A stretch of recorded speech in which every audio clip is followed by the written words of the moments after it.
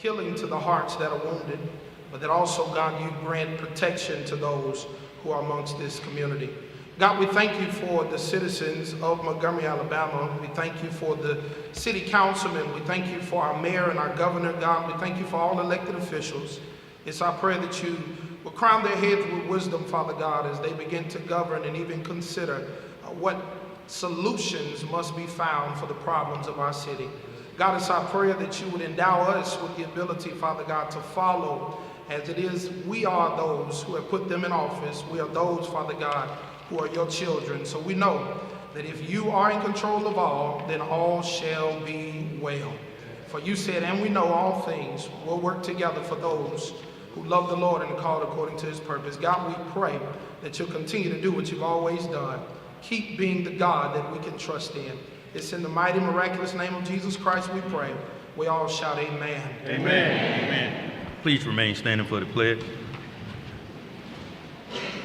I pledge allegiance to the flag of the United States of America and to the republic for which it stands, one nation, under God, indivisible, with liberty and justice for all.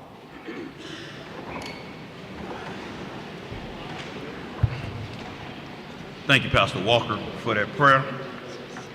This time we'd like to have approval of the minutes for the May 7th work session. Move to adopt. All in favor, please raise your hand.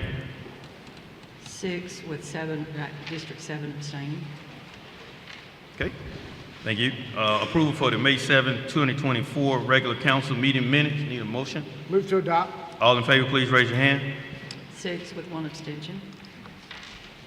All right, thank you. Mr. Reed, Mayor's message.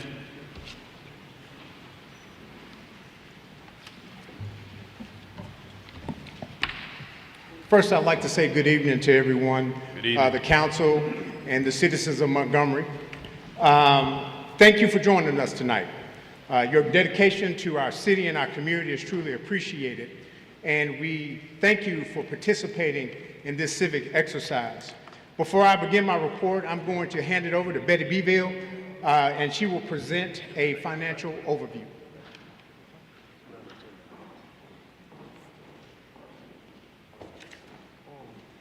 Thank you, Mr. Reed.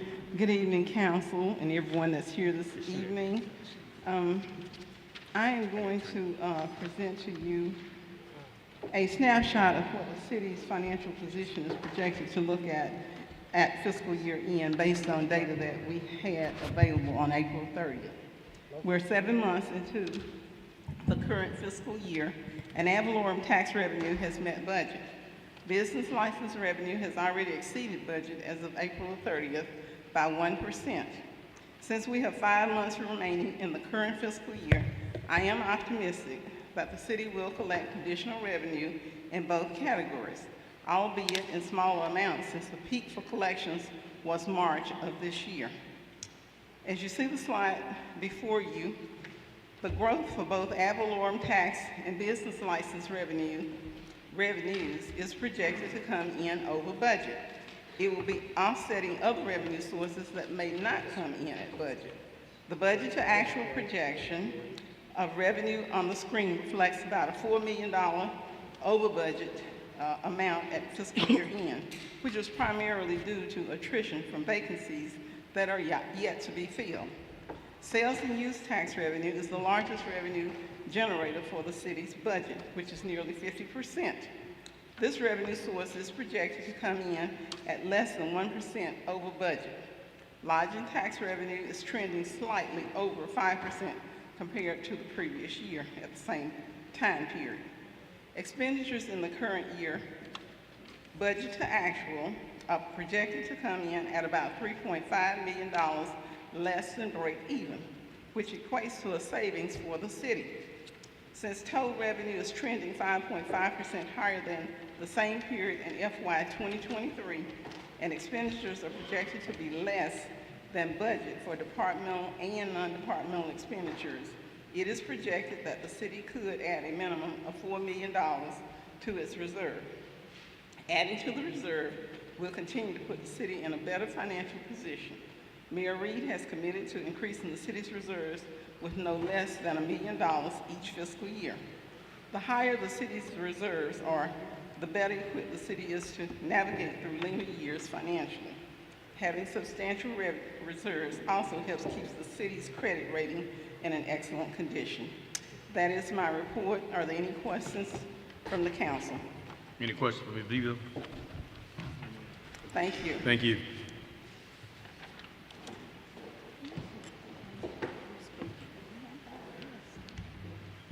Thank you, Ms. Bevere, for that report. All right, on to some good news. We got the slides yet? Are we ready? Okay. We want to congratulate Patrick Dunton on his appointment as the Director of Public Works by Mayor Reed. We're thrilled to announce this exciting news.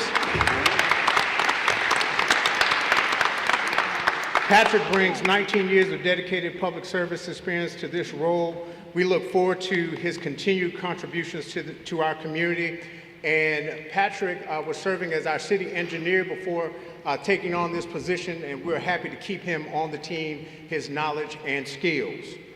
All right, speaking of Public Works, as we celebrate the National Public Works Week, we recognize and honor the dedicated professionals who keep our community running smoothly and safely.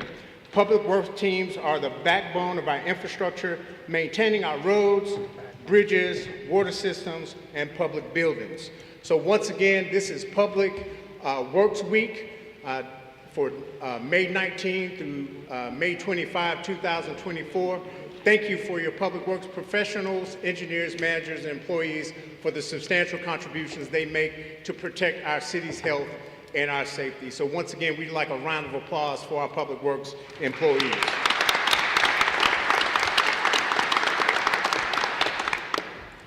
Moving forward, we'd like to bring the members of the Montgomery Academy State 7A Tennis Championship team, Gabby Barrera and May Volts and Coach Ethington. Congratulations to Gabby. Come on up. Congratulations to Gabby Barrera, May Volts, and the Montgomery Academy for their outstanding achievement as State 7A tennis champions. Gabby successfully defended her 2023 state championship this year, going undefeated throughout the season, earning 24 wins for the Eagles. May followed up her 2023 championship title with a second place finish this year. Both Gabby and May won this year's doubles championship. And we thank you all and appreciate you all, and a big round of applause for these champions.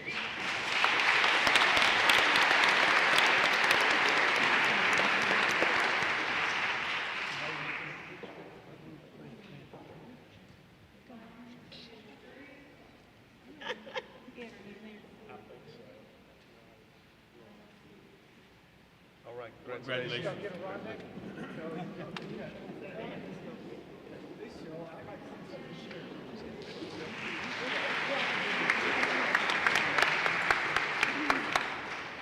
All right, we got some more champions that we want to acknowledge. Congratulations to Team Thunder for their remarkable achievement as the undefeated YMCA Youth Volleyball League champions in the 10 through 13 age group.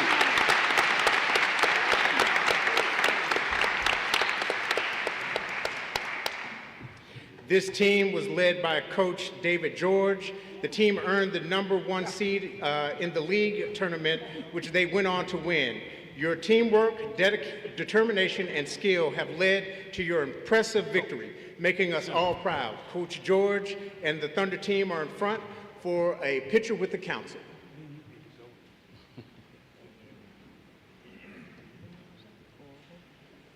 You want to stand on the floor with him, Marcel?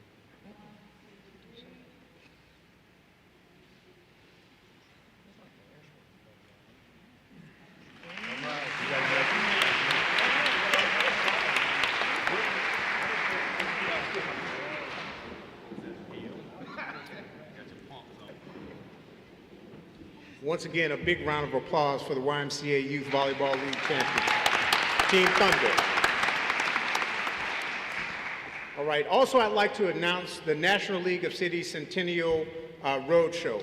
On June 1st, the National League of Cities is bringing its Centennial Roadshow to Montgomery.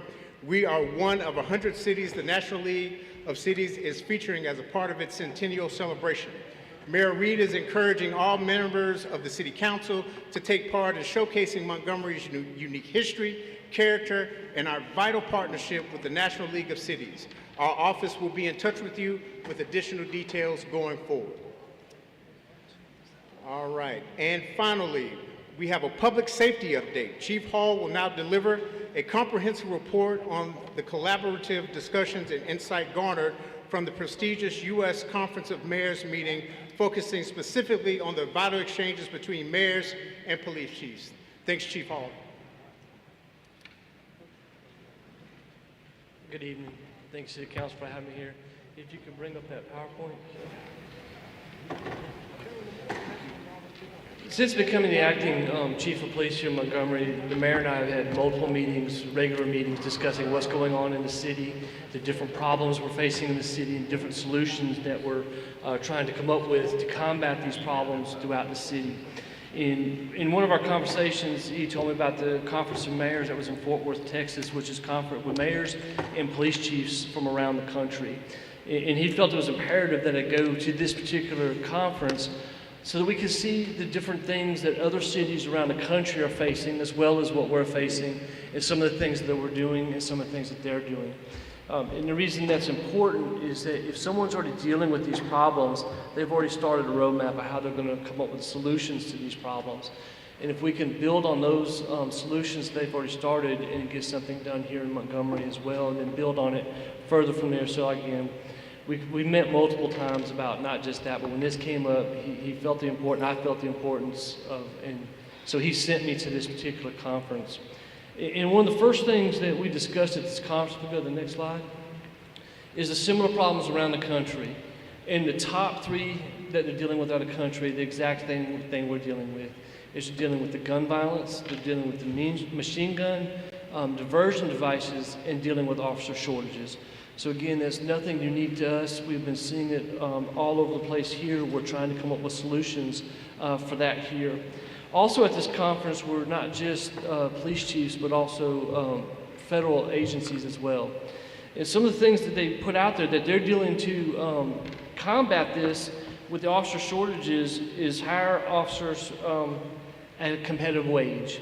You know, and they were talking about not just competitive to them, but competitive around their entire region, around their state, to make it appetizing for officers sometimes to relocate to those locations. Because if you're dealing with the same problems, you got to make it more appetizing for them to come to there. Other things that we're doing, and some of the stuff we're already doing here, is meetings with open groups, community engagement, which something we haven't done, but we're going to look at is meeting with the offenders. Not all these offenders are going to remain offenders forever. And when they meet with those offenders, you can get an inside look into what they dealt with, why they made the decisions they did, why they went down the path they did, what they did to get off that path, to allow us to help build a rapport with them and help build a solution as to what we can do better to help prevent people from ever becoming offenders. And when they talk at these meetings, they were very open about what they could have done different and what they would have done different had the opportunities been there for them. So that's one of the things we looked at. And then youth. What are we doing for our youth? What are we providing for our youth? One of the things the police department does, we deal with the PAL program. That's the athletic league that we deal with. It's in conjunction with the community centers. They have these all over the country. It's just one of the things that we got to figure out more to do with that provides alternatives. You know, what can we do that's interesting to them and gets them involved and gives them another choice besides going down the violent path. Also dealing with the community leaders. Now, we already do a good job dealing with the community leaders, but what we need to improve upon is what can they say could possibly do better. And nobody's going to have all the answers, but we've got to be open. We're not going to come up with the solutions ourselves, and we need the help from the community and the community leaders who's going to get their answers from the community itself. And those are some of the things that we need to look at, because those are what interest, those who might be able to give us solutions to put someone on a different path and get them off the path of violence. Go on to the next slide, please. And we got to do more to involve just the general public and get them involved, because they react to what they see. Whether that reaction is something real or otherwise, if that's what they perceive it to be, that's what it is for them. So we got to do a better job explaining what's going on, explaining the process, and keeping them involved so that they have an understanding. Because if we just say that's how it is, and we don't take that 2, 5 minutes, whatever it takes, to educate everyone, the general public, this is what goes on, this is how we have to do it. Unlike some people, the police department and city leaders, we're bound by the laws. We have to follow the laws. And we can get a lot done and keep people a lot more patient if we as leaders just take a few more minutes to explain the process and how we're going to go about doing and what the ultimate goal will be instead of leaving people in the dark. And that just puts both those together. And that's going to be, it's got to be a joint effort from everybody. When I say city leaders, they're talking about the city as well as the community, church leaders, every leader that's out there. We have to come together, but we have to do it in a fashion where we're explaining what we're doing, not leaving people to interpret what we're doing, but explain it. This is what we're doing, A, B, and C. Go to the next slide, please. When we start doing that, and we've talked to several cities that have been doing that, that helps build proper trust. And part of that proper trust is making sure that we have our data correct and that's getting from the public. When we talk to the public, what are they saying? Are we putting in the police reports correctly? Are they giving the information to City Hall? Is that being put into the system correctly? Without that correct information, we cannot make appropriate decisions. If we're not getting everyone to call in, we're having gunshots in this neighborhood, if nobody calls, we don't know to send an officer. If we don't know to send an officer, you're not seeing an officer. So we have to attack this on the level of everybody participating, everybody taking their time to call and say, we're having this problem. And then that allows us to get all the data we need to allow us to make decisions on how we're going to deploy our resources. And that's at the police level, that's at the city level, it's at all levels. So it's important that we call that in. And then once we're there, we got to be engaged. You can't just say, oh, I don't want to talk to you. Maybe you don't want to talk to us on the scene, and we understand that. And that's why we got to build this rapport, we got to build this communication, so maybe you don't talk to us on the scene, but you do talk to us. And it doesn't have to be the police department. It has to be anyone that can give us the correct information, whether that's your community leader through your church, your block captain on your neighborhood watch, your city councilman, it doesn't matter. We got to build that rapport, build that trust so that can be brought to us and we can get the information we need. So as the police department and as city leaders, we can make decisions and put resources where they're supposed to be. And then we have to follow up. We just can't say, okay, we had these shootings over here. We found out that this person were having a problem. Was there something that we could do? Was there appropriate follow-up? Was there something else we could do to do some intervention? We have training for that. We have a crisis intervention team. We have our peer support team, our community policing that can all help do interventions when we take the time to follow up. And that's one of the things that these other departments and cities are doing. They're doing some follow-up specifically with the youth. What are we doing with the youth? What are we making them feel welcomed? What are we doing to make them feel like they're making a difference, they're being listened to? And then when all this is done, we got to come up with a unified approach. If we as a police department decide we're going to do it this way, this is the only way we're going to do it, all we're going to do is push people away. We have to come up with an approach as city leaders, as community leaders, as a police department that's unified. And if we start coming with a unified approach, everybody's on the same page, then we will be able to come up with better solutions and solutions that are going to work. And that's going to be imperative. And then, of course, as you know, we've already been dealing with the Star Center. The mayor's already approved for the vast expansion of our Star Center. And that's technology that we're using to help fight crime, help fight it in real time. And that's something they're doing around the country, and you're seeing more and more real-time crime centers. So we're going to continue to work on ours. We're going to continue to build ours. And we ask everyone that's not a member of the Star Watch with your cameras to join. Any information goes back to some of the top where we get data. Data is imperative that we have to make appropriate decisions so that we can make decisions and move forward and do what's best for the community, do what's best to fight, not just the violent crime, but all crime within the city. Next slide.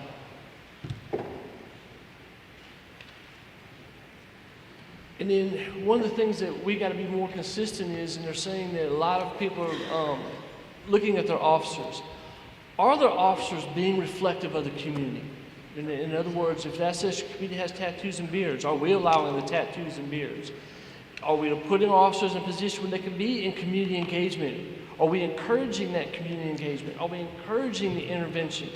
So we got to focus of having our leaders be truly representative of what they see in the community. So when the community is talking to someone, they may not talk to a 20-year veteran of the police department because it's a different generation, but they might talk to that 2-year veteran of the police department because they're in the same generation and it reflects who they are and what they do. So it's just a matter of building aspects from the bottom to the top and figuring out which niche is best to represent that community and get the information and then build the trust overall. You know, so we're talking about thinking outside the box, what we can do differently, and we're doing some things differently. Now, one thing I want to be clear on is for a long time, for as long as I can remember, we've done joint details with the state, with the federal officers, and with the sheriffs and stuff. But over these past couple weeks, and been meeting with them, and we're going to take that up a notch. Even though this has been going on, and I actually met with Secretary Hal Taylor, I met with Sheriff Cunningham, I met with their staffs, and what we can do within the city of Montgomery to help combat the stuff we're seeing. And I'll tell you that Hal Taylor and Sheriff Cunningham were completely on board, want to do what they can do to help us. And in fact, they've stepped up helping us. So we're taking it to the next level. Even though all these years we've been working together, and you see about the joint details we run, and those have been a lot specific to roundups or traffic intervention or stuff like that. We're just taking it up to the next level. You know, right now, I'll tell you that Sheriff Cunningham has deputies in a lot of our retail areas. They're helping us, not because the officers can't do it, because they can, but we need additional officers. They know we need additional officers. They know we need help. That puts that law enforcement presence there. It puts the community seeing that law enforcement. It doesn't matter who it is. We've already talked that we're going to continue to have these meetings regularly, monthly, so we can talk about what's working, what's not working, what we continue to do to better to build up the law enforcement in this community. Talking with Aaliyah and Hal Taylor, trying to do some relief, trying to get some people on the roads to answer accidents faster. As of this morning, they took over the accidents from 6 a.m. to midnight on both the 65 and 85 corridors. They did that specifically so that we could try and get to these accidents faster, so we don't have citizens waiting on the side of the road for an hour, 2 hours or more, waiting on an investigator to get there. Because the bottom line is patrols answering calls. While they can answer accidents, they cannot answer them if they're on a patrol call. So the whole purpose of that was to speed up that process. Now, we get complaints every single day, and there's probably not a single person in here that hasn't seen or complained about traffic violations. So the county in my traffic unit and the Lee in our traffic unit are coming with specific details to combat those, working together as a group on traffic enforcement details to curb and change traffic driving behaviors. Again, we've come to the full realization that it doesn't matter how we reached out to them and why we reached out to them. Everybody knows why I reached out to them. I needed the help. I'm not above asking for help, and I did. Now, what we got to do is once this is done, where we need to be, we need to continue to build on this. We do not need to say, oh, we're done. We have the roadmap. We've got it done at that point. We need to continue to police as a community. So it doesn't matter if you're dealing with the sheriff, you're dealing with MPD, or you're dealing with Aaliyah or anyone else. You're dealing with the same thing. It doesn't matter who it is. So we're going to continue to build upon that so that we can move forward with this. So again, this is going to be a process, and we're not going to end the process now. We're going to continue to build it, and that's going to be what I talked about earlier with the community is feedback. What do you see that is working, and what do you see that's not working? I'm going to tell you I get a good report, and I'm going to tell you I continue to need those reports, especially with traffic, with utilizing everything we can of what's going wrong, but what's going right too. Take that, hey, this is working. Can you continue this? Because if I don't get feedback saying this is working, I can't pass that on to Sheriff Cunningham. I can't pass that on to Aaliyah to say, hey, this is working. We need to keep it up. We're going to say, maybe this is not working. We go do something else. So it's going to be important that we don't just hear what's not working. That's super important because if we don't know about it, we can't fix it. But if it is working, we want to build on it and make it better. So that's what I have taken away from this conference and what we're doing based upon the information that I gathered at this conference, what some other cities are doing in their areas as well. Thank you, Chief. Hold Chief for a second. Okay. Any other questions you have for the Chief before he's released? Any questions for the Chief? Thank you for sharing that information on the partnership that you have created and you worked on over the last 3 weeks, and we appreciate what you're doing with that. Thank you, Chief. Thank you.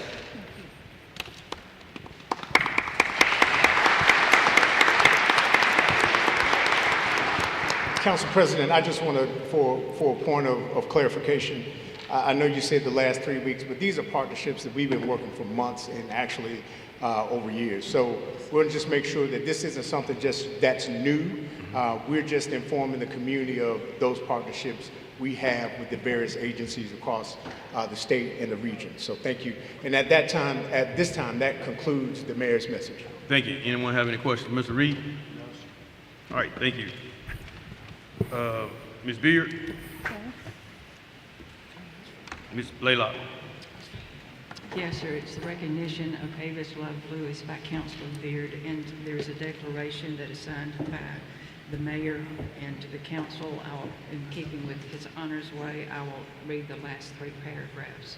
Whereas Sergeant Lewis' life story is a testament to the strength of the human spirit and the impact one individual can have on the lives of many, embodying the spirit of courage, compassion, and dedication to community and country. And whereas Avis Love Lewis' unwavering faith and commitment to sharing her blessings serve as an inspiration to all, reminding us to live with purpose and to support one another in times of need. Now, therefore, on behalf of the City of Montgomery and its citizens, we do hereby recognize Avis Love Lewis for her outstanding service, her contributions to our community, and her exemplary embodiment of courage and resilience. Let us celebrate her legacy and draw inspiration from her remarkable journey. Signed, Mayor Stephen L. Reed and all 9 council members.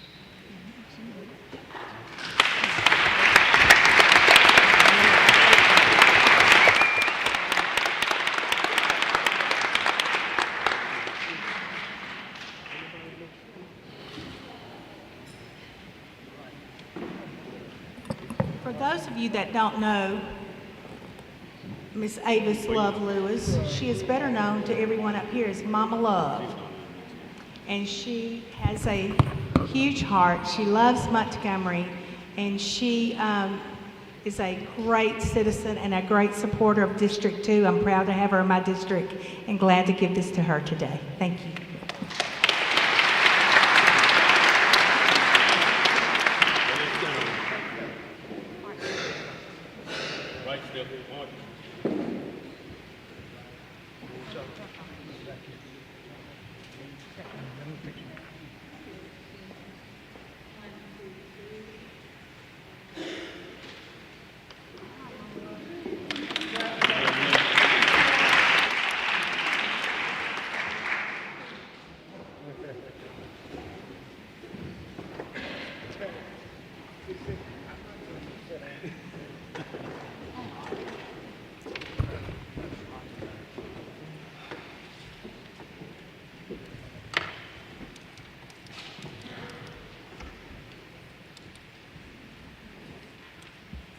Okay, Ms. Terry Reynolds with Levitate, sponsored by Councilman Mitchell. Mr. President, Mr. Mitchell. I just want the city of Montgomery to know that we as a body have been working on a plan for the last, I want to say 2 years to kind of address the violence that we are seeing here in the city of Montgomery. So I asked Ms. Reynolds to come up here and kind of explain what we are laying out, which you should be seeing rolling out pretty soon. Good evening. Good evening. Good evening. Councilor Mitchell asked me to come and talk with you about the status of the Community-Based Violence Intervention Program, which is out for proposal right now and will close on Friday, this Friday. What that is it is a research-driven, evidence-based, data-supported program to prevent violent crime before it occurs. This program has been modeled in other larger urban areas like Newark, New Jersey, Baltimore, Maryland, Chicago, Los Angeles, areas with a lot of gun violence. And so what we're doing here in Montgomery is creating a pilot program with the funding that the city has provided and what the county has provided. It's approximately $3.6 million that will fund a 2.5-year pilot program. I want to be very clear that the consultants for this program have said to adequately fund a program like this would really require about $6 million per year. So this is a pilot program that will allow the city and the county to collect data and see if this is effective in preventing crime. Research says that it is. So we're testing here in Montgomery. What is a community-based violence intervention program? With the model that is in place for Montgomery now that is subject to have some changes along the way, what you're looking at is a partnership with what we call community interventionists who are from the community, of the community, ideally have been involved in the justice system, all right, so it's a lived experience, and they are working in concert with law enforcement to intervene in crime. The goal is to prevent it before it occurs. So with this model, we're looking at likely hiring anywhere from 9 to 11 interventionists. Each one would have a caseload of about 10 individuals that will be referred into the program for whichever partners the county and city see fit, likely law enforcement, maybe the court system, and they would handle that caseload. What does that involve? That involves mental health support, wraparound services, job training, that involves in some cases housing support, connecting them with the nonprofits that can provide them with the services that they need. These interventionists will be they'll be in the community, all right, and these will be full-time jobs. So these will be not individuals that are doing this in their free time. This will be 9 to 5 full-time employees working for this program. Another critical component of the program are the hospital-based interventionists. And so if you guys probably remember when we first started this conversation, we looked at a hospital-based program, and where we blended is merging the two. So there will be hospital-based interventionists. Their roles are when gun violence occurs and the victims are in the hospital. The perpetrators of the crime, the victims of the crime are in the hospital. Research shows that that is the time where retaliation is most likely to occur, and that's when you have your best opportunity to prevent retaliation from occurring. So these interventionists will be in the hospitals having those conversations, conflict resolution, peaceful resolution, and in the hospital when the families are there, when their loved ones are there. So again, this is a 2-year pilot program. Ideally, the timeline for the launch would be late summer. That would take some time to plan, hire up the staff folks, but it is on track, and we would have, again, a full 2.5 years to implement this program. A critical component of it is data collection. So as this is brought back to leadership, you'll have evidence base to tell you, is this working or not, so you can determine whether or not you want to continue. Thank you, Ms. Reynolds. Any questions for Ms. Reynolds? Thank you, Ms. Mitchell. Thank you, Terry. Thank you.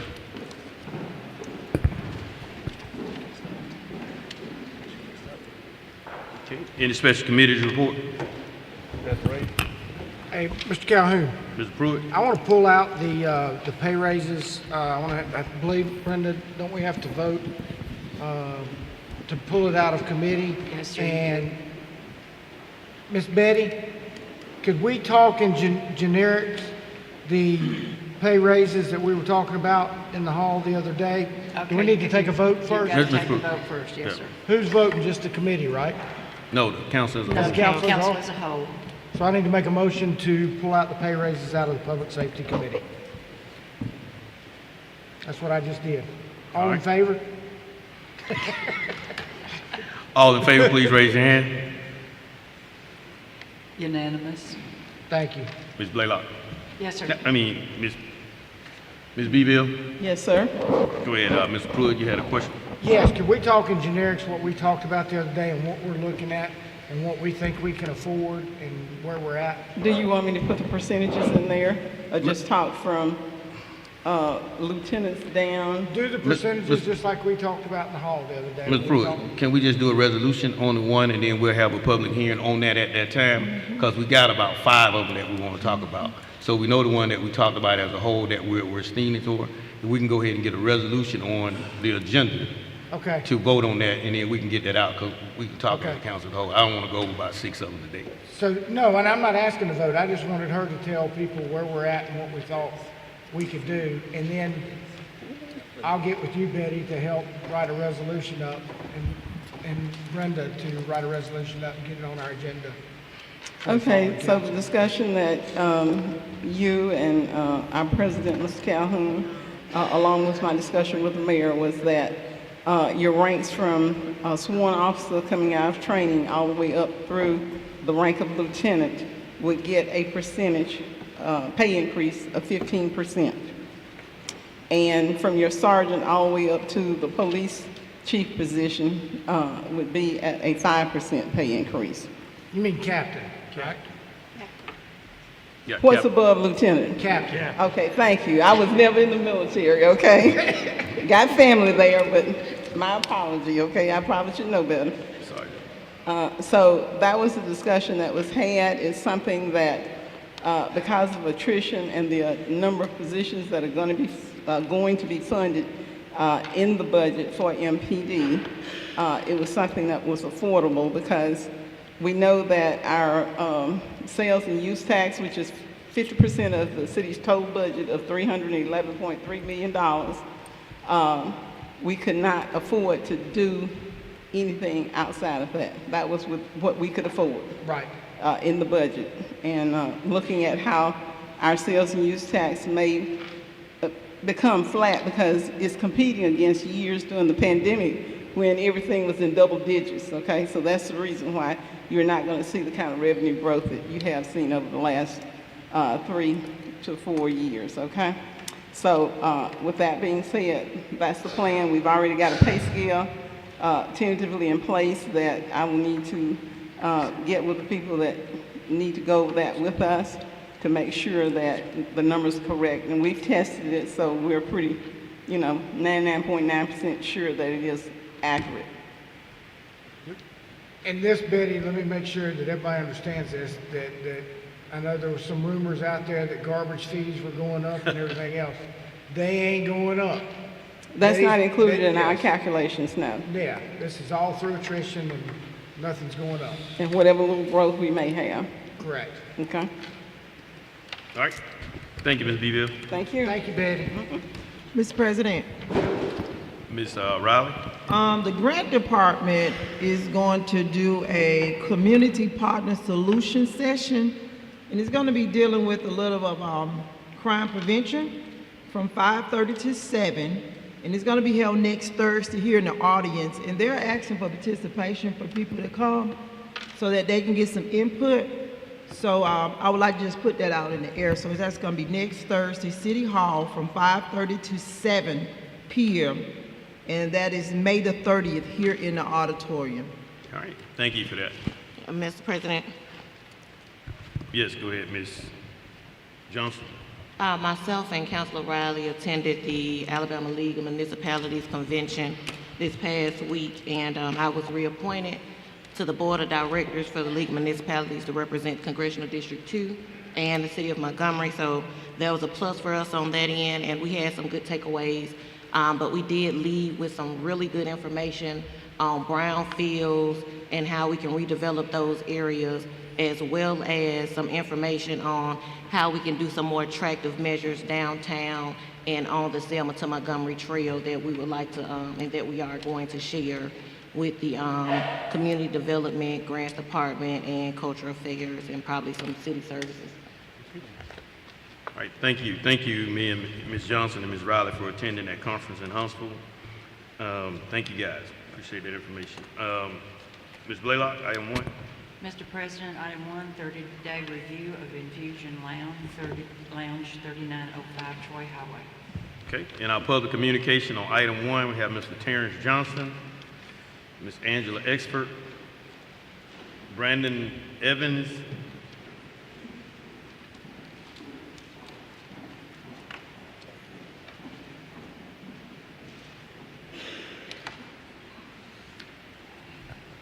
All right, your name for the record, sir? Good evening, Councilor. Terrence Johnson. All right, anyone, Mr. Mitchell? Mr. President, I think one of the issues that we had, I want to get the name of his certified security company. I have been making sure that they've been in line. I just don't, information I was missing, if they can give me that information. Now, if you could give me the name of your security company. Secure. S-H-U-K-U-R. Did you get that, Ms. Blaylock? S-H-U-K-U-R. Speaking to the microphone, please, sir. S-H-U-K. Just S-H-U-K. U-R. Okay. Okay. And I think that was the only bit of information that I was missing, Mr. President. Okay, thank you, Mr. Mitchell. On that public communication, I know we already had the hearing on, we didn't have to have a hearing, but we have Ms. Angela Expert. If you guys should just step aside, let her. Good evening, Council. Good I'm evening. Angela Expert with South Lines in Montgomery. I'm asking the council, I know they're on a 30-day review, but I would like for the council to, let's do a 60-day review and bring them back to ensure that they are compliant with decreasing crime and events in the center and also at their facility, and also reporting those events as they should call 911 when they need that additional support, especially when it gets carried over from inside to outside. It can get real violent real quick when they get outside. So please consider an additional 60 days, bring them back from today, is all that we ask. Thank you, Mr. Mitchell. Mr. President, I will concur. I would like to see them back in 45 days, Ms. Blaylock, before, yes, ma'am, just for a review. Yes, sir. Thank you, gentlemen. Thank you, sir. Item 2, ordinance rezoning one parcel of land containing 27 acres located on the north side of Highway 80 East, 2,000 feet west of Wares Ferry Road, from an Ag1 district to an M1 district. All right. Yes, sir. Paul Hodges, I'm substituting for David Webb with Avery Express. We're requesting to rezone 27 acres of land on Highway 80 for an expanded trucking facility for them. Okay. We already had a Motion to adopt. Okay. All in favor, please raise your hand. Unanimous. Ordinance is adopted. Good luck with your business, sir. Item 3, application for a towing company doing business as Edwards Hauling and Towing with no physical address. Okay. Representative for Mr. Ernest Edward of Edward Hauling and Towing in the audience, please come forward. Mr. President, Ms. Johnson. being that he is not present, I move to deny this business license. Okay. All in favor, please raise your hand. Unanimous. Resolution is denied. Item 4, resolution requesting the solicitation of neighboring law enforcement agencies to assist with crime, drugs, illegal firearms, and traffic violations. Okay, Ms. Beard, Mr. Grimes. Yes, sir, Mr. President. I want to just say thank you, Chief Hall, for your encouraging words tonight and your collaboration with Aaliyah and the Sheriff's Department and Montgomery Police Department to collaborate and to move forward in making sure that our city is safe and our community is uniting together to put an end to all of the crime that we are experiencing here in Montgomery. Okay. And Mr. Reed, R-E-E-D, is that right? R-E-I-D. R-E-I-D, Mr. Reed, thank you again for bringing those encouraging words too. Mr. Grimes and I worked together on this, but you know, to me, this resolution, I wish I didn't even have to call it a resolution, because it complements and endorses everything that the mayor and the police department, Hal Taylor at Aaliyah, and what Chief Cunningham, and I even think I saw him a few minutes ago, are putting together to make sure our city's safe. One encouraging thing, I don't know if you guys saw it last week when we left, I was making a right-hand turn, and a state trooper pulled over somebody for running a red light. And that was really encouraging to me, right out here in front of City Hall. Thank goodness it wasn't me. But I understand that this resolution may seem redundant, but I do believe that if we vote it through, it just shows and it demonstrates to the citizens of Montgomery and to Chief Hall that we support you and your efforts and your team and everybody included with Aaliyah and Montgomery Sheriff's Department, that you're finding solutions and you're finding a commitment to find collaborative solutions to our law enforcement personnel shortage, which is all over the nation. It endorses what you have already put in place prior to this and as we're working now. Y'all have had conversations, you've worked to blend and to work together to serve the citizens of Montgomery and to unify our city. I move to adopt. All in favor, please raise your hand. Unanimous. Resolution is adopted. Mr. President, Mr. President. Ms. Beard, This just shows that we are unified and we are working with our law enforcement agencies and our mayor to make sure that we provide the best service for our community and our citizens here in Montgomery with law enforcement. Okay, thank you, Ms. Beard. I did have several people that want to speak on item number 4. As I call your name, please approach the middle podium. Teresa Stanley, Lucinda Petway, Ivan Malloy, Shannon Wilson, and Adele White.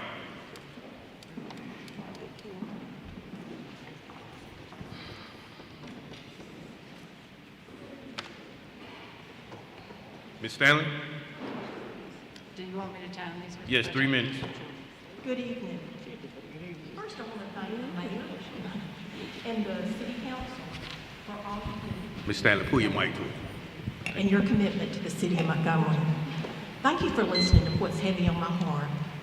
First, I want to briefly say Montgomery's been home to my husband and me for all our lives. We were born here and we plan to die here. We grew up with working class families. My husband threw newspapers in Chisholm. I worked in my family's cleaners as a teenager, a few blocks from here. I have memories of dancing on this stage, cheering in Crampton Bowl. We graduated from Lee High School.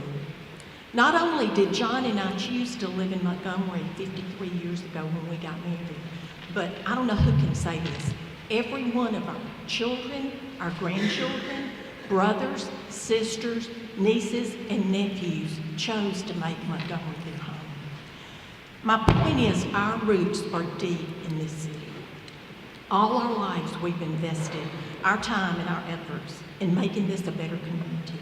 Through the years, my husband and I have discipled youth. We've discipled young married couples. He served on the Board of Adjustment for 40 years, gladly, without compensation, because he cares about this city. We deeply care and are concerned about the state that we are in right now. And our concern is not for ourselves, it's for the next generation. The young people who don't feel safe for their children to ride bikes in their neighborhoods. Women that don't feel safe to get out and run errands during the middle of the day. Our son doesn't allow our granddaughters to stop and pump gas on their own, afraid they'll be shot. No wonder they're leaving our city in droves, which also has a great effect on our tax revenue. I think we all know that. I have a friend moving to Auburn this week because she was caught in the middle of the East Chase shooting a few months ago. Why are citizens like me and all of these people here? It's because we care. We don't need to be told that we need to do more in our community. People I know here are givers and not takers. They contribute sacrificially of their time and their money because they care to solve the problems in this city. And I know from me and people I know, we know that the problem with our young people is a heart problem. And we can't change hearts, but we know that Jesus can. The people I know want to be his hands and feet and are doing so to make our community a better place, such as tutoring inner city children, one-on-one discipleship through the Nehemiah Center, the Caring Center, Good News Clubs, Transformation Montgomery, Boys and Girls Club, Flatline Church, and may I say that Montgomery Christian School and Valiant Cross Academy are doing a phenomenal job changing the lives of young people one at a time. We're not here to Ms. throw Stanley, if you can go ahead and close, I'll be please. through in a Thank you. minute. We're not here to throw stones. We're not politically motivated. We're not racially motivated. We have concern for North, East, South, and West. Every senseless death affects family and friends for the lifetime. And I'll be through in a minute. What citizens we are I need you to go ahead and close out, ma'am. I got several people. What we're asking you to do is what we cannot do. We can't solve a problem until we admit we have one, and we do have a problem. The families, Amy, Diggs, Gloria, the 16 people who were shot, and all of us who don't feel safe know we have a problem. And I've got 3 brief points. Support our brave officers whose lives are on the line every time they approach a car or knock on a door. Have your captains and lieutenants let them know that you have their back. Pay them. Give them the authority to enforce the law. Too often we're told by an officer that we really don't need to report this crime because it'll affect the statistics. And Mr. Mayor, we understand that while much of the answer it lies in your control, you can't do this alone. Many business and community leaders are willing to meet with you and share their wisdom and their leadership skills to provide solutions to our city's problems. Ms. They Stanley, run that's your successful time. businesses Ms. and Stanley. know how to maintain and recruit a workforce. Thank you, ma'am. That's your time. Montgomery is our beloved home. We will be in passion and relentless. That's your time, and will ma'am. not give up. Thank you. We're with you, and we thank you. Thank you. Appreciate it.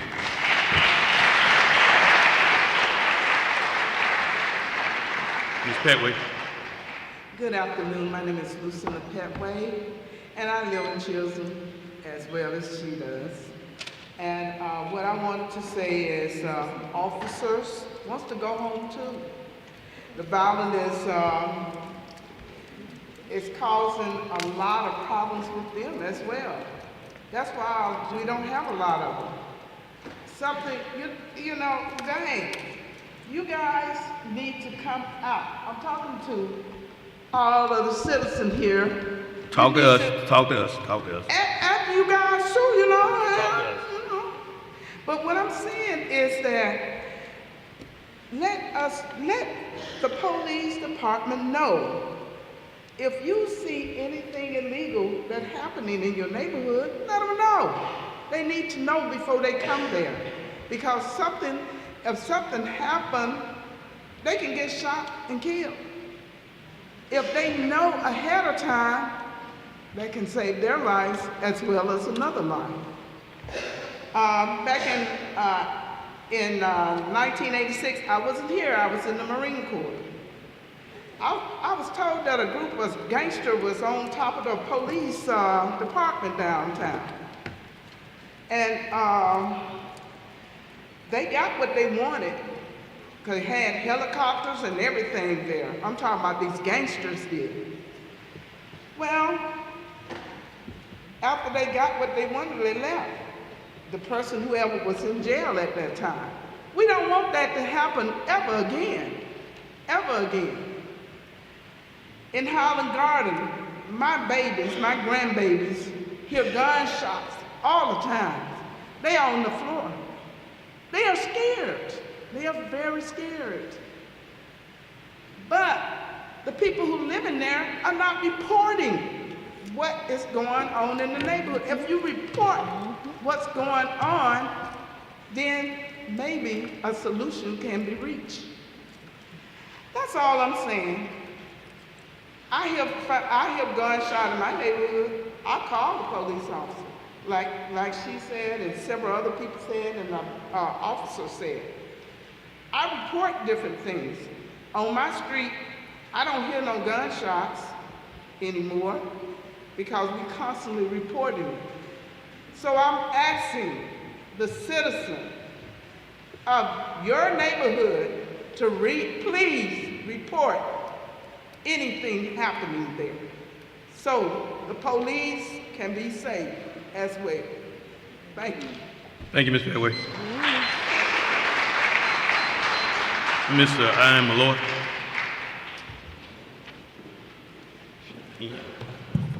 Sorry. I'd like to thank the police chief because I think everything that he gave us an update on was fantastic. Those are all great items that need focus. However, one thing I didn't hear a solution for was how do we become a fully staffed police department for the city of Montgomery? Insanity is doing the same thing over and over, expecting different results. I was beginning to think that Montgomery is going to start to wonder what's going on up here.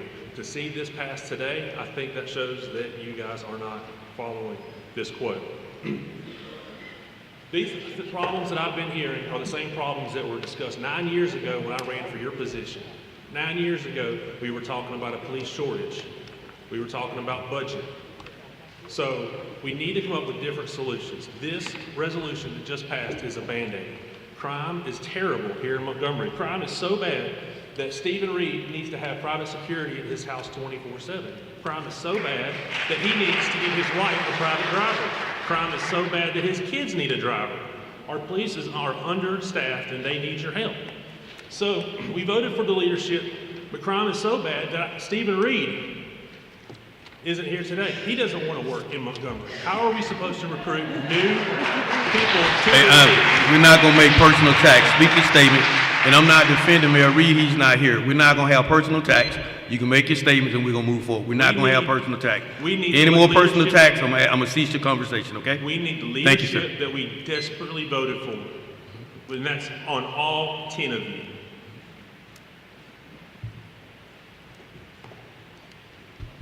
Thank you.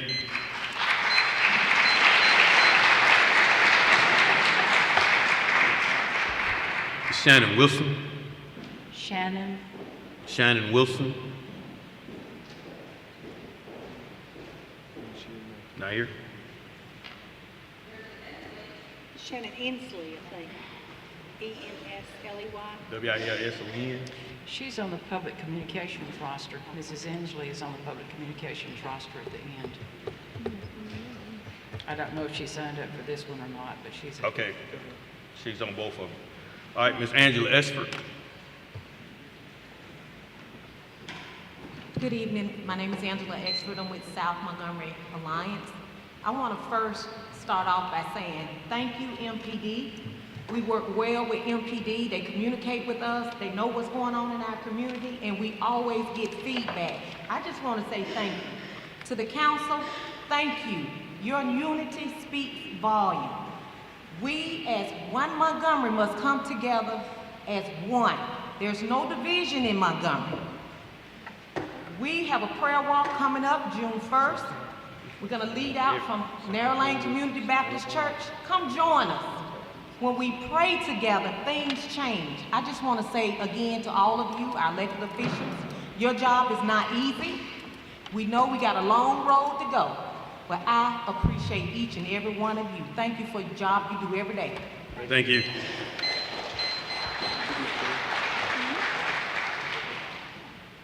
Mr. Dale White. Good evening. Good evening. I am here representing the Cruz family.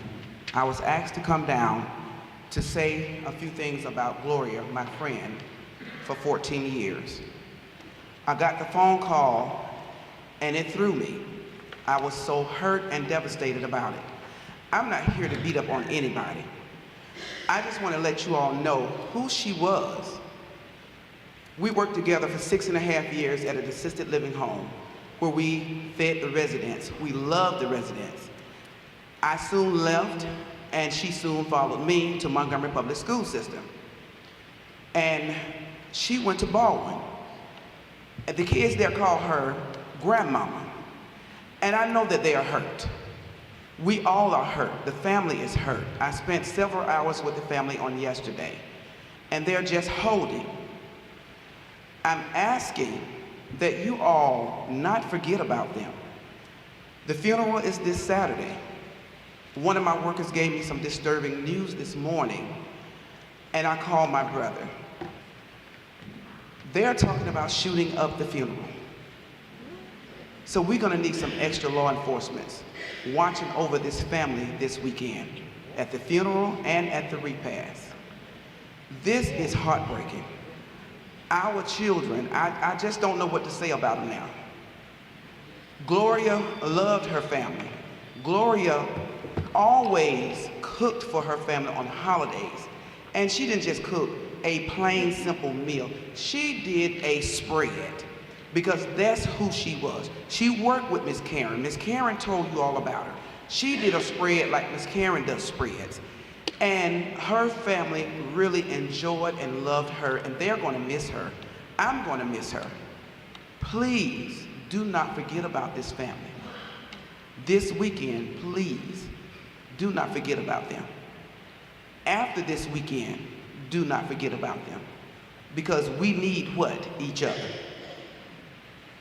We got God in our hearts. God is on our side. So we need to stick together. I am not from Montgomery. I've lived in Montgomery before. But I work for Montgomery Public School, and the children, I look out for them as if they are my own. So let's look out for the Cruz family as if they are our own. Thank you. Thank you. Mr. President. Mr. Mitchell. And so I would like to say I did go to Ms. Harris and the Cruz family on behalf of the city. I'd like to thank Councilman Pruitt and also you, Mr. President, for helping increase that reward. Commissioner Walker, we have increased that reward to $20,000 because we would vigorously go after those individuals that brought this harm to the Cruz family. So I just want to tell the city of Montgomery, we will not stop.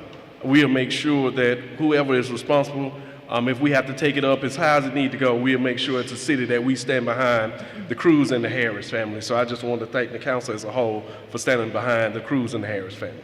Thank you, Mr. Mitchell. Madam Clerk. Mr. President, item 5, application for a restaurant retail liquor license doing business is 811 Grill, 2950 East South Boulevard. Represented for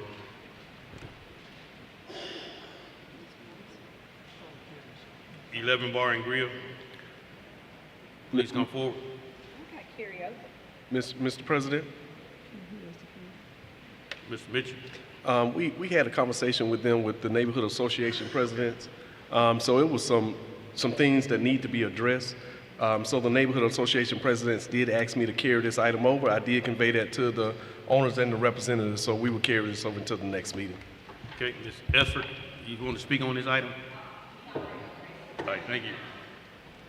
Item 6, application for a lounge retail liquor class 1 license doing business as Hookah House, 6804 Atlanta Highway. Representative for Hookah House, please come forward.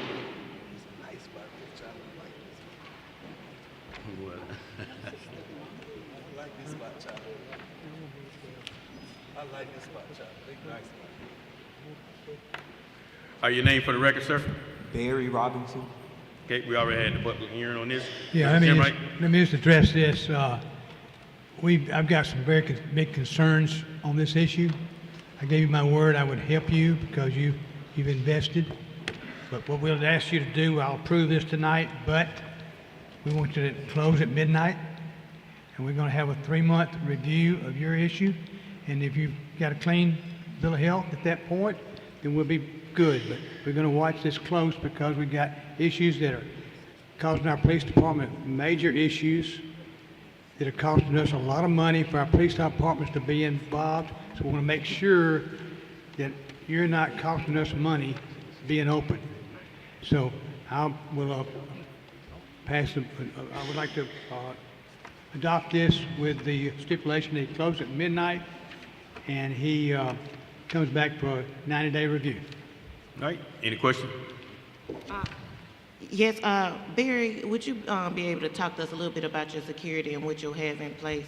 I don't know if I missed it or not. I'm apologizing that I walked in, but I just had to catch that family. But could you talk a little bit about your security, what you have in place, so that the council is understanding where you are and what you're doing with your operations? Yes, ma'am. All of my security officers are licensed through the Alabama Armed Regulatory Board, and they also have a licensed pistol permit. At this new location, we will also have a walk-through metal detector, also for extra protocol. I've also invested almost $20,000 in surveillance. So I'm also prepared to give the Montgomery Police Department access to, for them to be able to look at it for the Star Watch also. Thank you. All right, so we have a motion, Mr. Jim Wright. Yeah, Mr. President. motion to adopt. Hold on, Those Mr. stipulations. One question, Mr. Jenwright. I know it has always been a problem. Can you talk about your additional parking? Do you have, I know that used to be a problem with that specific location. Have you already set out a plan for your additional parking for that establishment? Yes, sir. I had spoke with the neighboring businesses, and I had entered an agreement already with KFC to use their parking lot. I will have to go back in and speak with them on the regards of me having to close at midnight because they don't close until 10 p.m. So if I have an earlier traffic with a lot of cars and stuff coming in, that might become an issue with parking. Okay. Have a motion on the floor? Mr. President, real quick.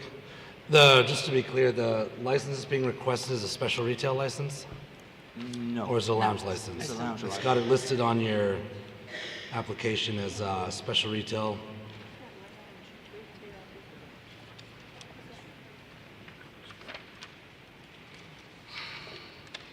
No. That's what I was trying to figure out. Did you see? It's a lounge license. Yeah. Here. What do you got? That's the application. Okay.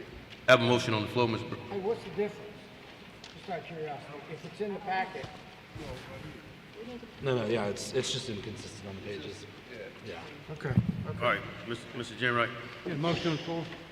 You have a motion on the floor. Motion to approve, motion to adopt with this stipulation. Midnight, and review in 3 months.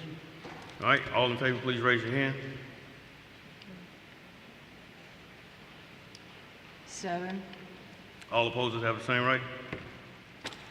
2, All right, good luck with your business, sir. Good luck with your business. Thank you.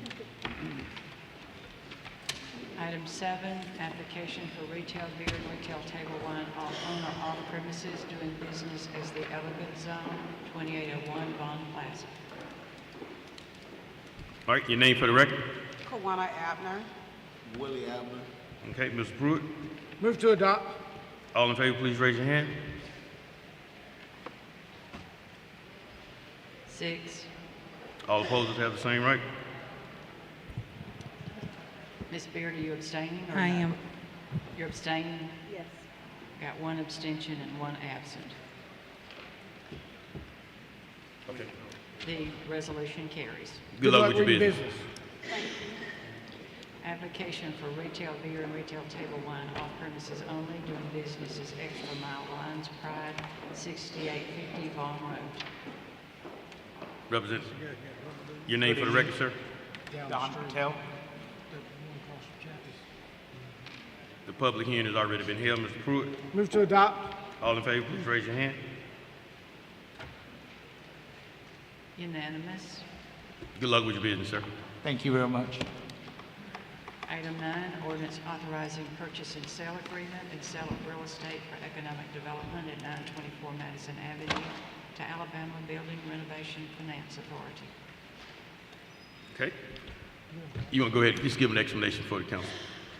This is an ordinance to authorize the sale of a parking lot, a surface parking lot on Madison Avenue. It is just west of the Montgomery Curb Market. It is to be sold for the appraised value of $1.435 million. That's exactly the appraised value. 90-day due diligence period. If the state fails to secure funding to complete and build the parking structure, then we have it would come back we would have to purchase it back, but it would come back to us. So there's a time limit for them to complete the construction. Okay, any questions? I move to suspend the rules. All in favor, please raise your hand.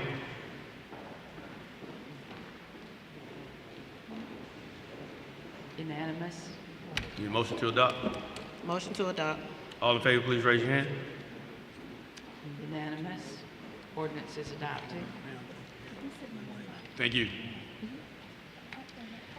Item 10, ordinance granting a license agreement to construct, operate, and maintain various site improvements with right-of-way limits of Montgomery Street, North Goldthwaite Street, Clayton Street, and State Street.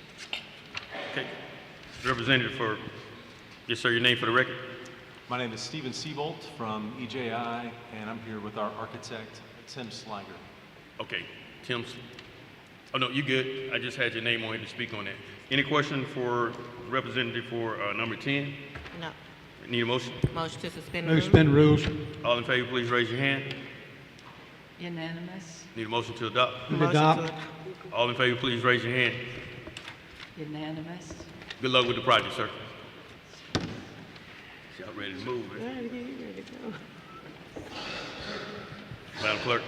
Just a second, y'all are playing musical chairs on me, having to make notes. Item 11, ordinance consenting to the disposal of certain real property by the Waterworks and Sanitary Sewer Board located between Wilbank Street and Kershaw Street along Hangle Road in the H&R Industrial Park to Lowe's Lands LLC. Move to suspend rules on this item. All in favor, please raise your hand. Unanimous? Motion to adopt. All in favor, raise your hand. Move to adopt. All in favor, please raise your hand.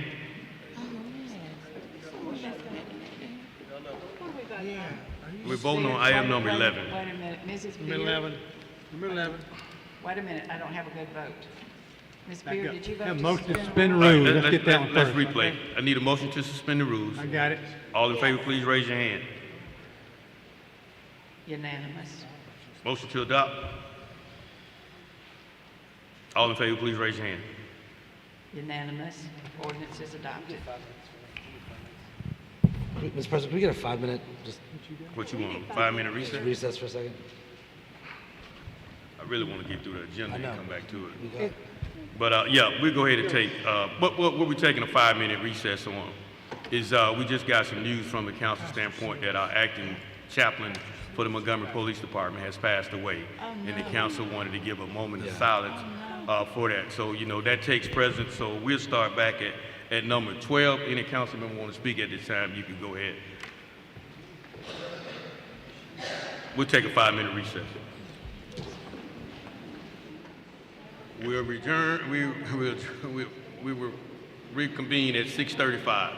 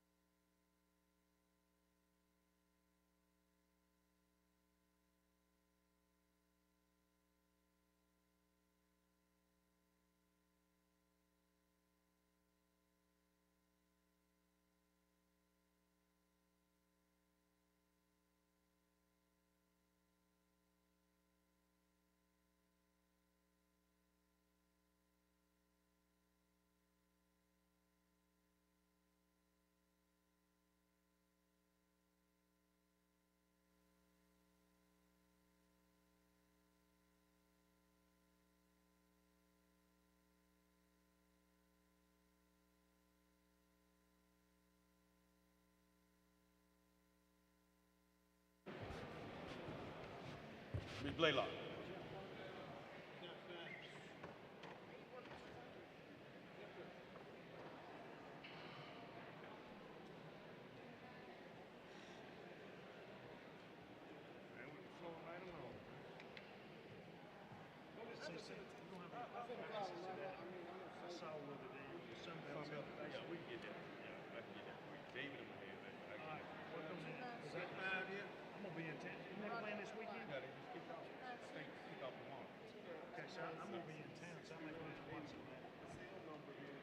All right, we ready. What you talking about? We got 5. All right, we're back in session. Before we get back into the regular business, I'd just like to ask everybody, let's just have one moment of silence for our police department and our chaplain, Pastor Sears. One moment, please.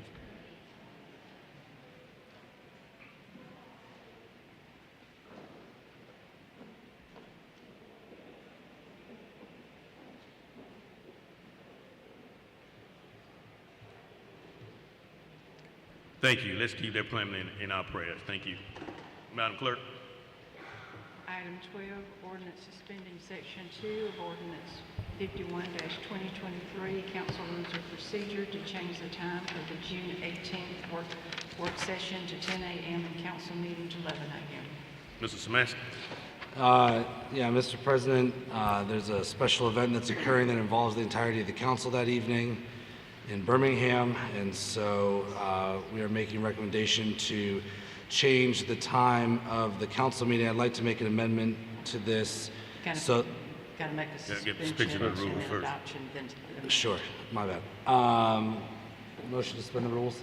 Got a motion to suspend the rules. All in favor, please raise your hand. unanimous. Motion to amend. Motion to amend. We need a motion to adopt. I'm sorry. Motion to adopt. Motion to adopt. Now a motion to amend. And a motion to amend. All right, what's your amendment?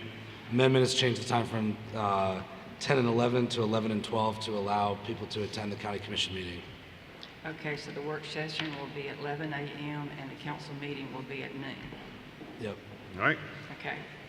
All right, voting on the main motion. All in favor, please raise your hand.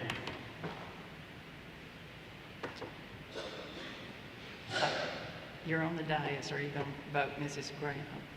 Riley? Unanimous. All right. Okay, now the motion to adopt as amended. Okay, motion to adopt as amended. All in favor, please raise your hand. Unanimous. All right, see you guys on the 18th at 10:30. Ordinance is adopted as amended.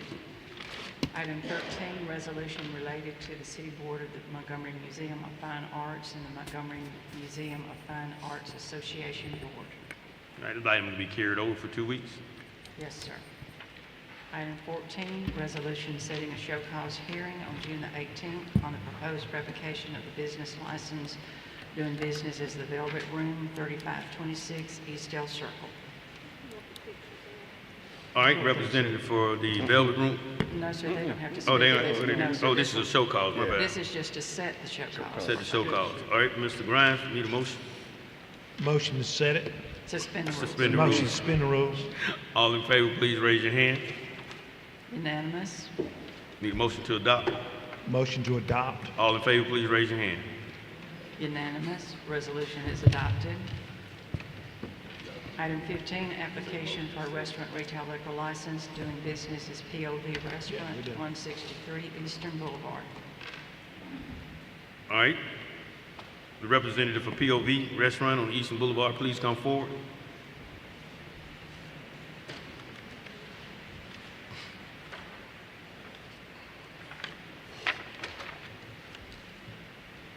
Okay, this is your name for the record. My name is Denise Davis. Say that again. Denise Davis. Denise Davis? Yes. Okay. You represent POV LLC? Yes, sir. All right, this is a public hearing. Anyone like to speak against this item, please come forward.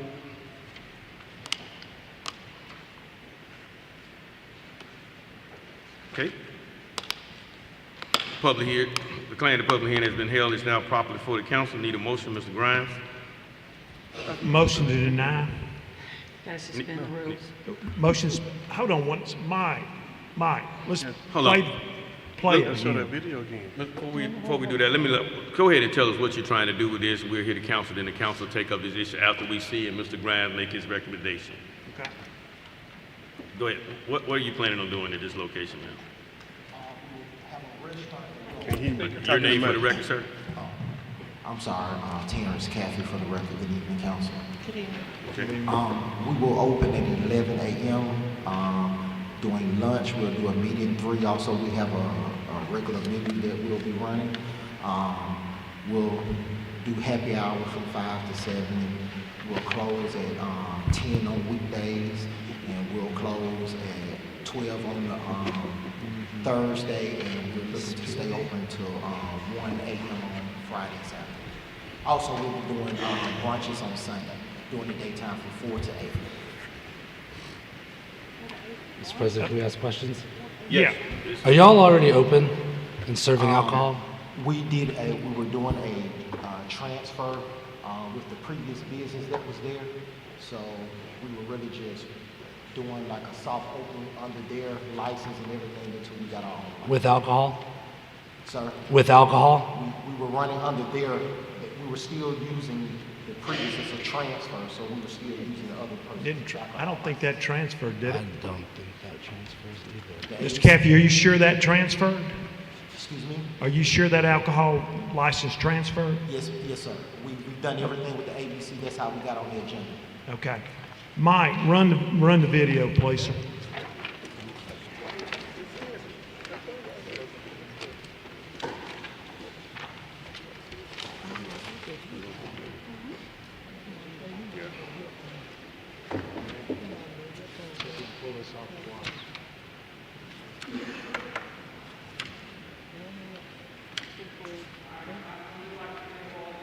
What do you say? You can't do it? Okay, that's right. Well, I got it on my phone. You still got it? All right, Mr. Grimes, do you have any other questions? Yeah. Go ahead, Mr. Grimes. Yeah, we had a video that one of your patrons a week ago or so, the last week, showed, I think it was a napkin throw event, and showed people slugging whiskey and all sorts of things out of the bottle. And it looks like we're not going to be able to show that. Based on that, we have, as you've heard, if you've been in city council, we have a police shortage and we cannot strain the police department. So I'm going to ask this council to deny your liquor license. So based on that, we don't need any problems. We got too many now. Anybody else got any? All right, we have the motion. All in favor, please raise your hand. We need to suspend the rules. I thought he already suspended the rules. Motion to suspend the rules. Suspend the rules. Do we get a chance to hold speak up. anymore? Yeah, go ahead. The business was already existing. The business that was there, nothing is changing. We're doing better than maybe what it was. Not according to that video we watched earlier. No, you're not. No. Excuse me, sir, but has there been any problems? Hold on, applause. Go ahead, ma'am. Has there been any problems reported at our establishment from the video that you wanted to show and was not able to show? Yeah, we've had 4 or 5 calls out there in the last few months. Yes, sir, can we have some documentation or something so that we have an opportunity to correct that problem versus just being denied? We've got calls. We got an event that you weren't serving food. Didn't appear there's any food. There was a massive crowd there, and Sir, I would like to see, because the guys who promote that, a lot of times that is not footage from the actual place. That's just footage from different places, and they're trying to promote it. So you need to get a new promoter there. Well, that's fine. That's fine. We'll get a new promoter, but we need to know that may not have even been in our place. When they promote things, they just show videos of people everywhere, different places, in different cities. I cannot believe it. And sir, we also have a full kitchen staff that provides food throughout the time that we're open, and we could provide receipts that will show that, if that's necessary, to show that we are serving food during the times that we're open. Councilor Grimes, we also have a recommendation from the police department that is a no. Yes, our police department is a no also. We've been out there, we went out, had a call out there on April 7th. March 23rd, February 9th. So we've had problems, and based on what we're seeing and passing, I'm a no. We're a no. Because it's just, we already having problems. You're already operating without a business license. So you say that. So we're a no. I'm a no. Let me ask you this. So how do you open a business now? I mean, what is the criteria for certain type of people? Mr. Caffey, you're the same guy that had Aura Club. We were having the same conversation, and we had to run you out. We had to close that over there because of continued problems. Okay, sir, but this is actually my business. I understand that. And so I understand Mr. that. Caffey is actually mentoring me and opening this business. I got you. I am not a native of Montgomery, Alabama, but I've moved here 10 years ago. And I've come here for a new start, and I've started that. And Mr. Caffey, as well as his nonprofit organization and his wife and family, have helped me to do that. Ma'am, I'm holding what I got. Mike, you still can't run the video? It's the napkin party promo. The Fight Night Napkins Wars. Is that dangerous? I mean, they throw biscuits at Lambert's. I mean, And you had people pouring hard liquor down people's throats in there. I don't know what we're talking about. It was filthy. I have a liquor license. I mean, Hey, did you get? Okay, did you get the motion to suspend the rules? No, we don't have a vote. Okay, need a motion to suspend the rules. All in favor, please raise your hand. Unanimous. Okay, need a motion to. Motion to deny. Got a motion to deny. All in favor, please raise your hand. Unanimous. All right, your motion has been denied. Your liquor license has been denied. Your restaurant, I think you have a license for a restaurant. It has not been. It's just your liquor license has been denied at this time. So the opportunity to be able to sell liquor is being denied. Yes, ma'am. Based off of that one Yeah. incident. Not the business itself, just the liquor license part. Right, but that's a part of the business vision. Yeah. It's been denied. Sorry. Thank you. Hey, that's it. That's over. It's over. It's been denied, sir. You can appeal it with the courthouse. I mean, the circuit court. That will be your next recourse. It's been denied by the Montgomery City Council. Sorry about that. Item 16, application for a lounge retail liquor class 2 package license, doing business as Tobacco and Beverage, 4220 Mobile Highway. Say what? Hey. All right, sir, come on up. Your name for the record? MD Anwar Shahadat. You get that, Ms. Blaylock? Speak a little louder for me. It's on the application. MD Anwar Shahadat. Okay. It's on the application. All right, this is a public hearing. Anyone like to speak in favor or against this item, please come forward. Seeing none, it's proper before the council. Need a motion? Ms. Riley? President, I'm going to table this indefinitely. You're going to table it indefinitely. Okay, all in favor of the tabling motion, please raise your hand. You got to make a motion, I don't think. You're just going to table it indefinitely. I don't need to make a motion, correct? You've never taken the vote on tabling. Okay, well, you before. table it, It's totally Councilor. up to you. Yeah, well, okay, we'll go ahead. You gonna table it indefinitely? You gonna give them a date that you bring it up, or you want to discuss that with I'll them? discuss that at a later date when I will bring them back up, but at this time, I'm going to table it. Yeah. Hey, sir, it's been tabled right now indefinitely, so it's not gonna take a vote tonight. All right. Item 17 has been withdrawn. Item 18, application for retail beer, retail table wine off premises only, doing business as Extra Mile at 4303 South Court Street.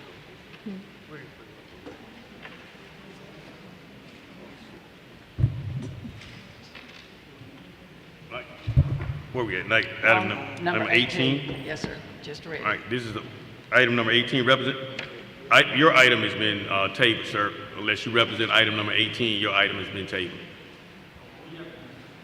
I'm sorry, I'm confused. What do you say that decide? What do you say? Okay, so what we've been tabled. Let me ask you what you're trying to say. You're changing the license or you're changing ownership? Just ownership change. What was that again? Ownership change. Ownership change. Well, it's been tabled by the council member in District 4, so I'll suggest you guys get together and talk about what's the procedures as we go forward. It's been tabled. We're not taking a vote tonight. They confused. We're on 18, it has been read. Okay, representative for item number 18,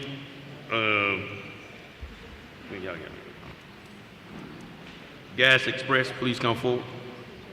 Extra Mile. The name of it is Extra Mile. Okay, Extra Mile. Yep. All right, your name for the record? Yolanda Braswell. Okay. All right, this is the public hearing. Anyone like to speak against this item, please come forward. Seeing none, I declare the public hearing has been held as proper before the council. Motion. Motion to suspend the rules. All in favor, please raise your hand. Unanimous? Motion to adopt. All in favor, please raise your hand. Unanimous? Good luck with your business. Resolution is adopted. Item 19, application for retail beer and retail table wine off premises only, doing business as Lion's Pride at 9265 Boyd Cooper Parkway. Hello, my name is Vignesh Patel. Okay, this is a public hearing. Anyone like to speak against this item, please come forward. Seeing none is proper before the council. Need a motion? Suspend the rules. Public hearing has been closed. Got a motion to suspend the rules. All in favor, please raise your hand. Unanimous? All right, Move need a to motion? adopt. All in favor, please raise your hand. Unanimous. Resolution is adopted. Item 20, resolution declaring, authorizing, and assessing cost of abatement of public nuisances on various lots. All right, need a motion to suspend the rules. Motion to Suspend suspend the rules. rules. Motion to suspend the rules. Everybody at one time. All in favor, please raise your hand. Unanimous? Motion to adopt. Motion to adopt. All in favor, please raise your hand. Unanimous. Resolution is adopted. All right. Mr. President, I do have some contingency funds, and Mr. Reed, these are all vendors. For District 2, I think he's out there.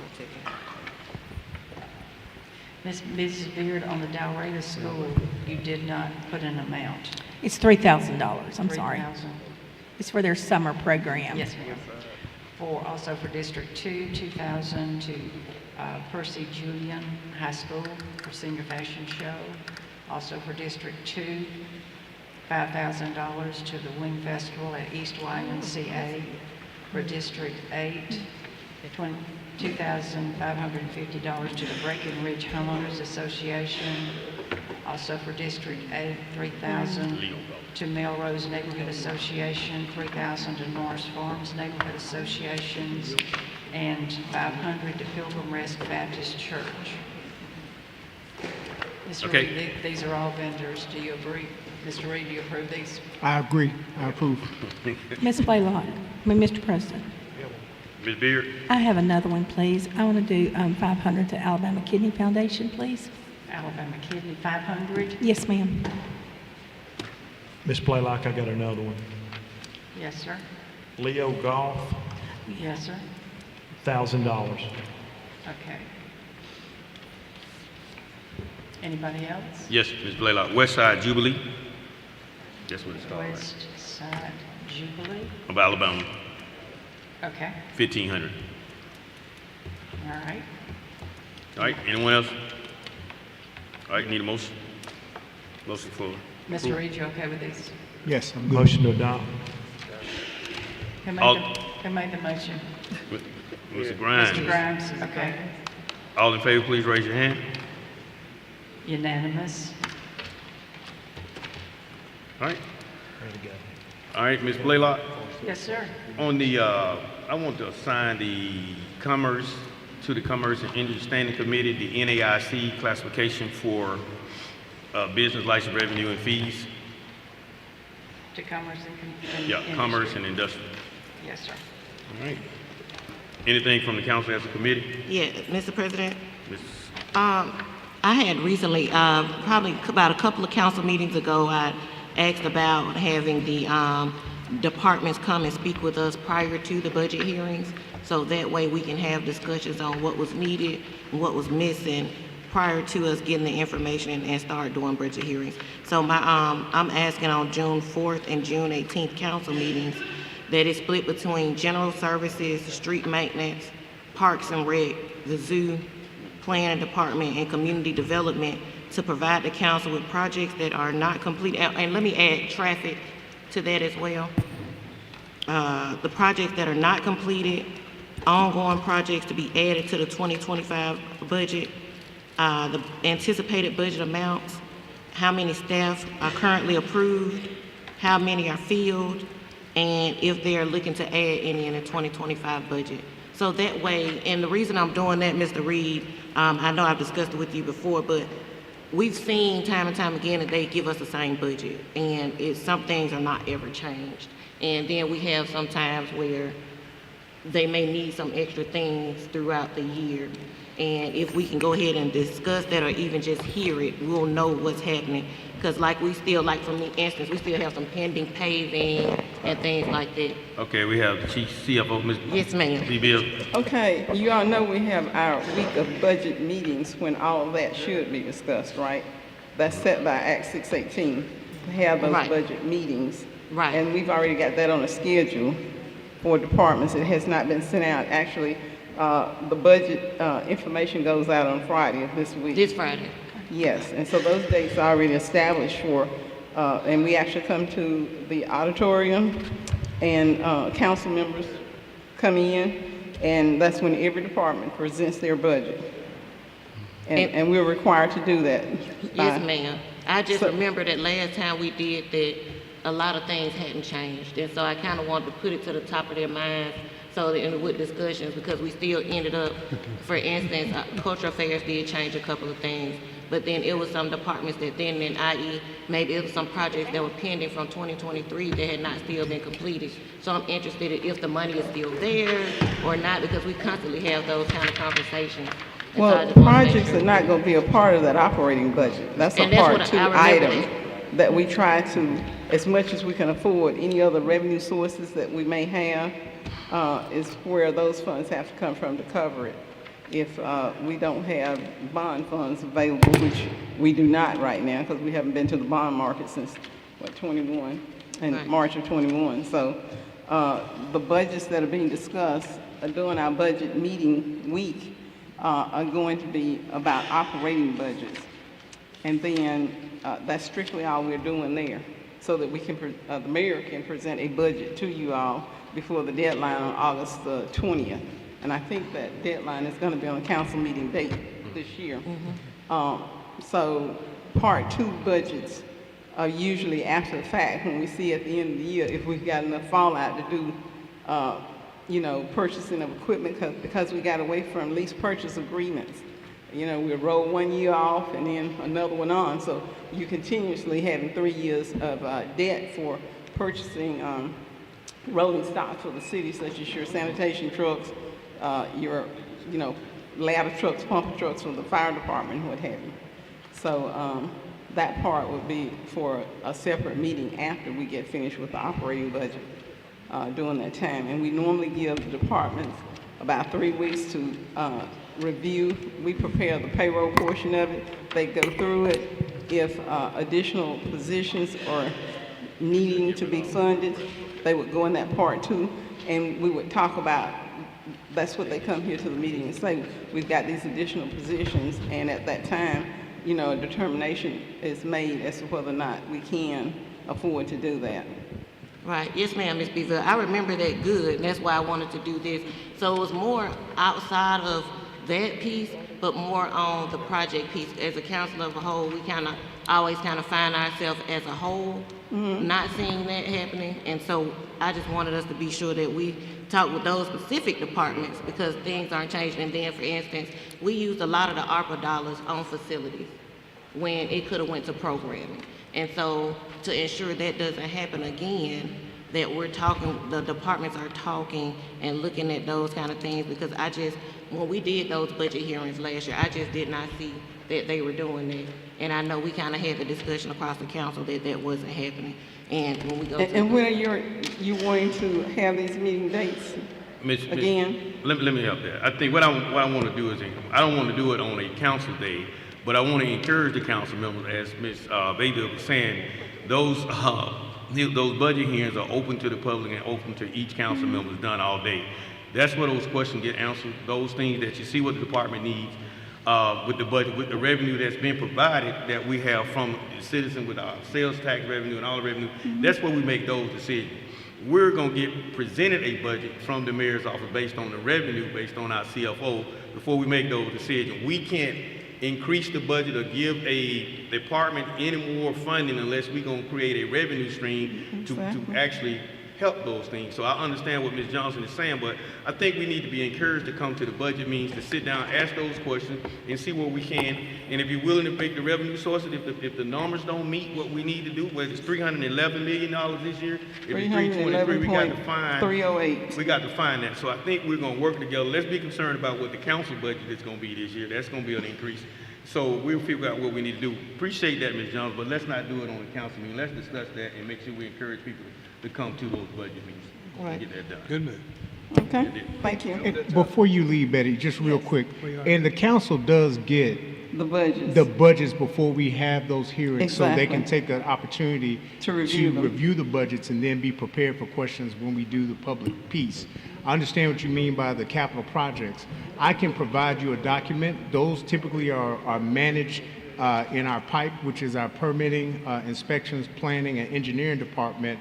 We do have a spreadsheet of running things that we are working on facilities and capital improvement projects, to include the Montgomery Thrive projects and ARPA projects going forward. So we can outline that to you all. The team is working on consolidating a spreadsheet that has all those capital projects that we are executing, and then capital projects that are on our wish list but that are not funding. And then on that list, we also have the strategy we're going to use to try to fund some of those Part 2 capital improvement projects. So That's what I was looking for. So I'll provide that to you. That's what I was looking for. Thank you. Okay, thank you. All right, Ms. Blaylock, before we move, and I don't call, on item number 1, we had I guess we need to put it in the minutes on the historic. Item number 2. Item number 2. They wanted it part of the record. We will add it to... Add it to the part of it. We'll add it to that ordinance. Okay, yes, sir. thank you. All right, anything else from the council? Oh, I let Ed go first. I know Ed. Well, Ms. Blaylock, I just got a note when we're talking about POV, and during Mother's Day weekend, they had 2 shootings in the parking lot, so just... Mother's Day, 2 shootings in parking lot. Yeah, Mother's Day weekend. All right. Mr. President, I have a couple of things I'd like to have addressed. I know we're doing a lot of renovation on our community centers, and I just wanted to see, with all this going on, would our community centers still be in operation to receive those kids? Especially, I think I only have really one community center that's going to be Regency Park. I just want to know if Sherland Heights, I think Chisholm. I just want to know, what are our plans to do with these kids that we are displacing for the entire summer? So, Mr. Mitchell, Mr. President, I know he's coming. I know what myself, Councillor Beard, and Grimes, could you jump in on it? We did, since Sheridan Heights and Chisholm were going to be closed, we did some money to go to East Y. So once those positions were filled, which they are now, for Highland Gardens and Houston Hill, so we're going to pay for some kids to go to East Y. We did family. Yeah, so we're going to still have 8 sites open despite, the renovation going on at those community centers. So we'll still have Houston Hills open. We'll still have, so there'll be 8 sites open. So we have 2 sites that are already full. McIntyre, I believe, is already full, and I believe Houston Hills is already full. McIntyre was still open when I talked to Kim yesterday. Yeah. But Okay. Houston Hill is full, Highland Gardens is full, and Goodwin is still open for the teen side. But they are We'll have filling up teens at pretty Goodwin, quickly. and we'll have Houston Hills will be open. So we'll have 8 sites open for sure this summer. The pools will be open this weekend is the plan. And so, Mr. Carr, what would be open close? Because most of the individuals that I represent walk to that said community center. So are we doing transportation? What would be close for the individuals on the south side? Because we have I think the closest YMCA is going to be Midtown, East Midtown, then Bell Road. So I have nothing in close proximity to, and I think Macedonia is going to be close as well, correct? No, it should be, Macedonia will be open. Okay, open for summer program, that's correct.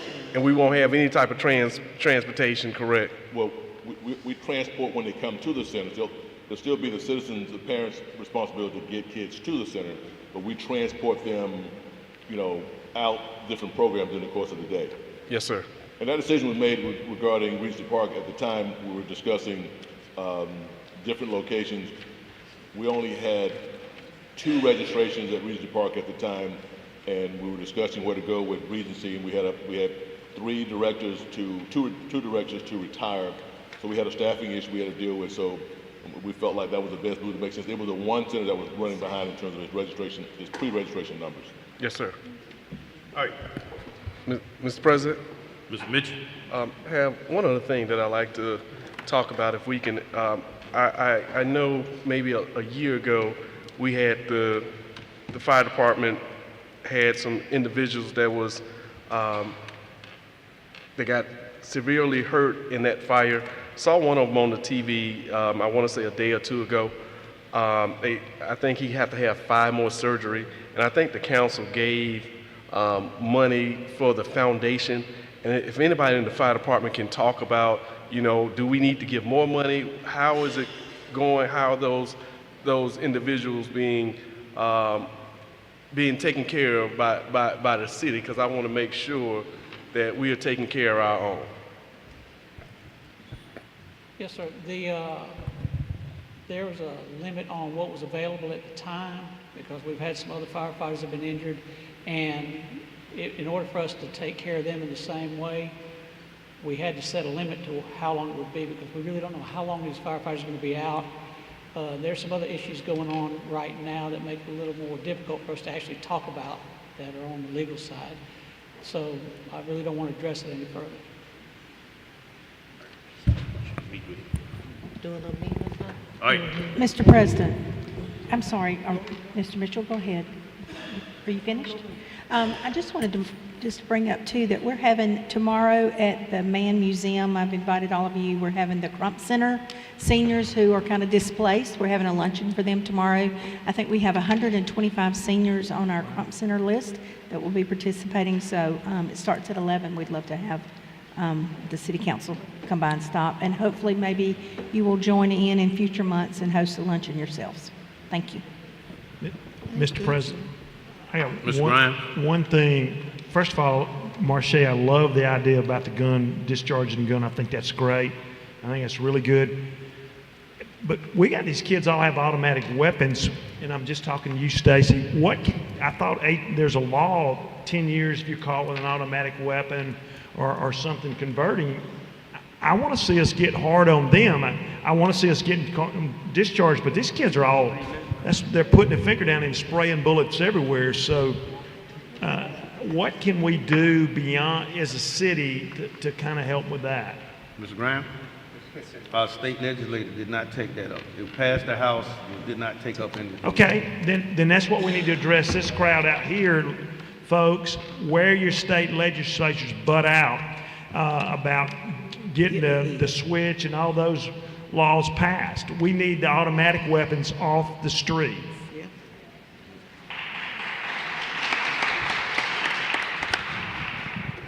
Okay, I'll check that out. CC? Mr. Graham? Next session, Yep. we need to lead the charge on that. We need to lead the charge on that, and that's some of the things that we have to do as citizens, as leaders. We talk with our legislators. Representative Insler sponsored that. It got through the House. It died in the Senate, but no one holds them accountable. No one holds them accountable on the things that they pass. We try to work together. Everything comes here at the city council, the county commission, for us to get all the rights and get all the pushbacks and all that. But we got to hold people accountable, because if we look at some of these gun laws, and I say it every council meeting, you know, every law enforcement official in the state of Alabama came down to the legislature, asked our legislators not to pass this permitless carry where you don't have to have a permit, you can't stop and check, stop and frisk, or whatever you need to do to move forward. They passed it anyway. Our sheriff, everybody talking about the partnerships that we have today and that we're working on, that we've been working on years, but they're putting things on local municipalities all over this state that we have to clean up the mess that they made in the State House. So we're here, as like I said a couple weeks ago, 10 members of this, 9 members of this council and this mayor. We live in Montgomery. We see the problems, hear the problems that happens here every day. But no one stays down at the State House saying, no, we don't want this. Some of the things that you're asking from a city council to approve and move, we're capped when it comes to, we don't have home rule. We have to go to our state legislature to even approve something that we talked about, an occupational tax 3 years ago, 2.5 years ago, that they killed in the State House.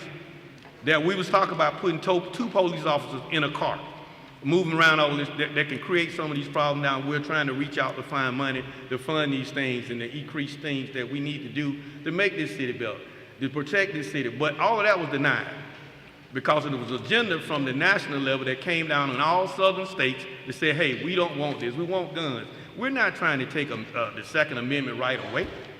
You know, but when everybody, and you don't know who have them in the cars now.